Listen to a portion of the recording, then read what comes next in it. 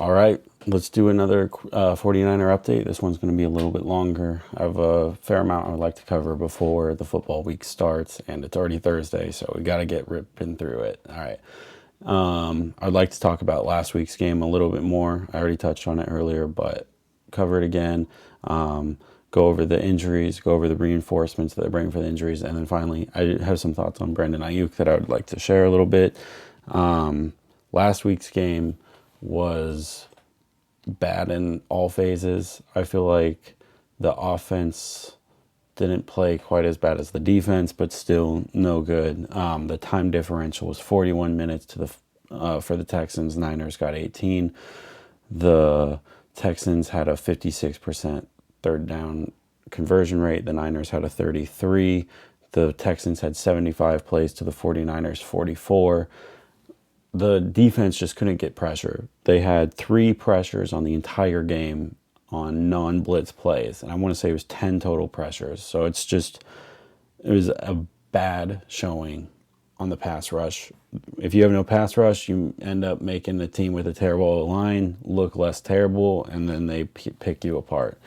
But moving on, the bigger picture is the injuries right now. I would like to go through the injury report for Wednesday. We don't have Thursdays yet, but we'll just rattle through this.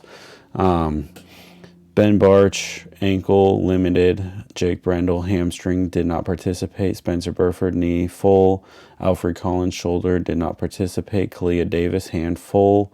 Jordan Elliott, ankle, limited. Yetur Gross-Matos, hamstring, knee, did not participate. Bryce Huff, hamstring, did not participate. Ankle, ribs, shoulder for Juwan Jennings, full participant. Mac Jones, knee, full. George Kittle, oblique, full. Christian McCaffrey, non-injury related, but did not practice. Ricky Pearsall, knee, did not participate. Brock Purdy, toe, limited. Upton Stout, shoulder, limited. Keon White, non-injury related, limited. Trent Williams did not practice that day, and D. Winters, knee, did not practice.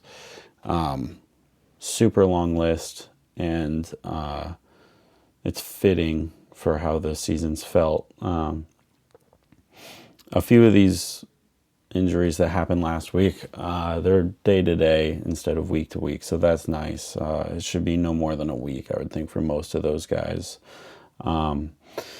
But the 49ers did bring in some reinforcements. They signed Keon White. I was kind of preaching earlier that they shouldn't break the bank on a Trey Hendrickson type trade. I feel that this Keon White is a very good, fits the mold for what I was thinking they would want.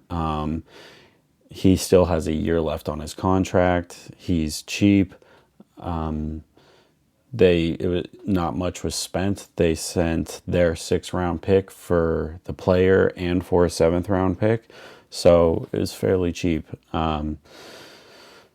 He was a 2nd-round pick back in 2023.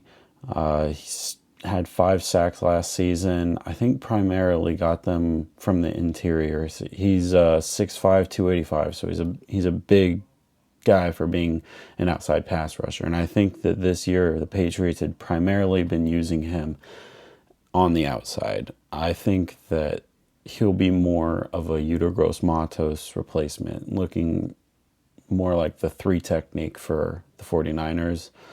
So he'll probably be bounced inside a little bit. Maybe, off the edge still sometimes, but I think that they're primarily going to use him in that 3 tech role. I think that was a good trade. I think that they still need to make more. I don't think that that's enough. I know that they signed Clelin Ferrell. He had a decent season with the Niners a couple years ago.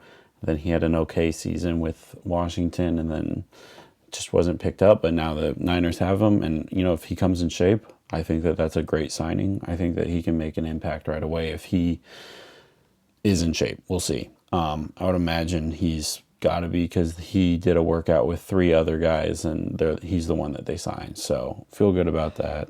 I also feel that they should try to sign an inside linebacker. I know that's not so plug and play like the pass rushers are, because they're kind of the quarterback of the defense, but I still think that, maybe not a Mike linebacker, but you should probably get some linebacker help. But we'll see. Again, don't break the bank this season. Maybe you just keep the theme of developing the young guys and see where that goes, and play the long game for it. We're trying to play for not just this year, but it's 26, 27. And so, yeah, I feel that they could use the help. I don't imagine them breaking the bank on an inside linebacker. But I do think more edge help will be big.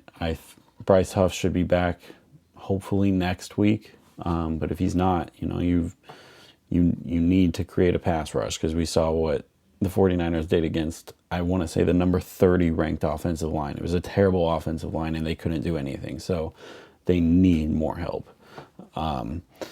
And I think kind of the last thing I want to talk about is Brandon Ayuk. He he's been kind of in the doghouse with a lot of the fans, I feel. He did his holdout last season, which I think the 49er fans were sort of fatigued of. There was like the Debo holdout the year before that was just too long, and it was frustrating. And then they paid Debo all that money, and then they paid Ayuk all that money. And, I feel like sports commentators are constantly telling you that the 49ers offense is an offense that almost, as long as you have the mental capacity for it, that almost any player can, they'll be elevated from it. So you're like, is he worth the money that they're about to pay him? Then he got a huge contract. So fans were kind of iffy on that as it was. And then he got injured. So fans kind of, I know this isn't all fans, but a lot of fans feel that, man, we shouldn't have paid him. Just kind of negative views on him.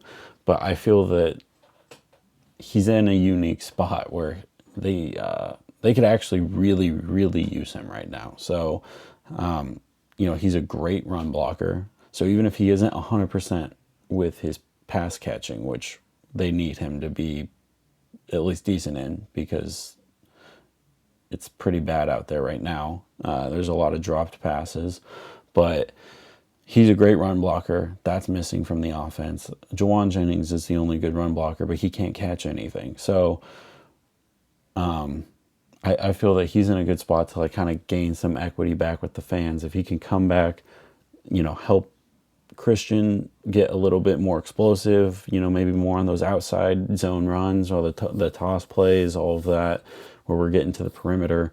I feel that he can make an impact there right away. If he can be effective as a pass catching receiver, then that's just bonus too. But I feel that he has a chance to come in and sort of be a saving grace for the 49ers, who just have no receivers right now. I mean, until Ricky Pearsall's back, we're playing backups on backups. So I feel that it's a cool situation for Ayuk, to where he can kind of redeem or mend the view of himself. I don't really think that he did anything wrong last season doing the holdout. I think that they do holdouts because people get injured, and you don't want to not have a contract and then get injured. And then he got injured, so I sort of think that affirms the holdout on his perspective. So anyway, I think that it's cool for him. I think that he has a chance to come in and make a big impact right away, and kind of mend the relationship with the fans a bit. So anyway, that's pretty much all I had for the day. It's a little bit longer, so thank you for watching. Appreciate it. I'm going to try to do some more updates as the week goes on, but this is the bigger one that I wanted to get through. I'm going to try to do this sort of an update earlier in the week from now on. I don't want to be doing it on Thursday, probably Monday or Tuesday from now on. But thank you for watching, guys. Appreciate you.